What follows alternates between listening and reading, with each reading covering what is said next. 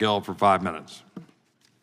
Thank you, Mr. Chairman. Lawfare is antithetical to the American experiment. It's explicitly contrary to the rule of law, but yet it seems to have been the Democrats' last-ditch effort to win the 2024 election cycle.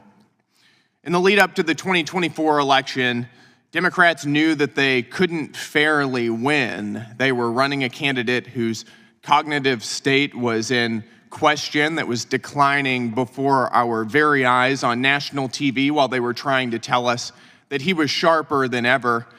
Their political strategy reminds me of the line in Orwell's 1984, which was, "The party told you to reject the evidence of your eyes and ears." It was their final, most essential command, and that was consistent with the left's messaging. They were trying to tell the American people, for instance, that defunding the police makes our communities safer, that men can get pregnant and should be sharing locker rooms with our daughters, and that flooding our country with millions of cheap serf laborers would be somehow economically beneficial to our working class. But in order to get over this messaging issue, they attempted to, again, flood the country with people that they thought would eventually become Democrat voters, knowing even now that our election system had legitimate vulnerabilities to it.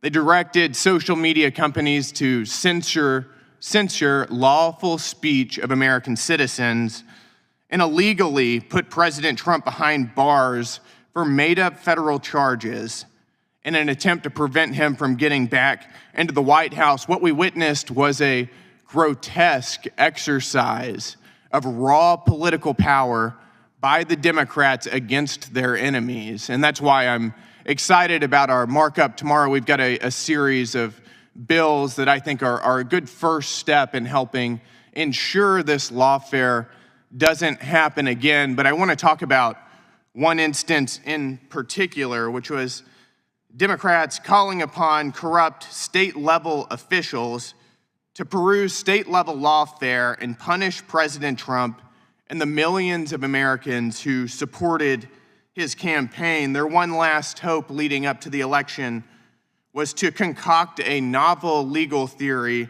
by Manhattan DA Alvin Bragg. Alvin Bragg and the state of New York didn't have jurisdiction to hear this case. They knew that moving forward would violate settled Supreme Court doctrine, but again, this was their last best hope.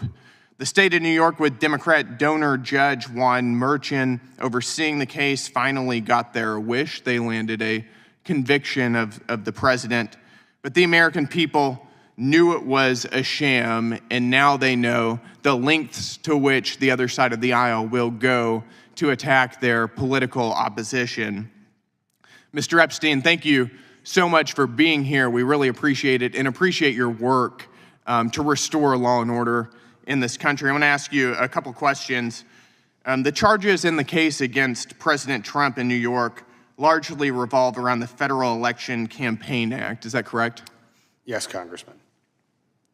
But that act grants exclusive jurisdiction over federal election issues to the FEC and the DOJ. Is that correct? That's correct. And did the state of New York and DA Bragg have any jurisdiction over those supposed campaign finance violations? No, and in fact, Congressman, I would point out that President Trump, during his first administration, made disclosures about payments in his financial disclosures, which is clear evidence that that's a kind of federal nexus, and it's wholly within not just the FEC, but the Office of Government Ethics. And Alvin Bragg was certainly aware he was pursuing a frivolous case here, yet he decided to very aggressively and very publicly move forward with support from the Biden DOJ.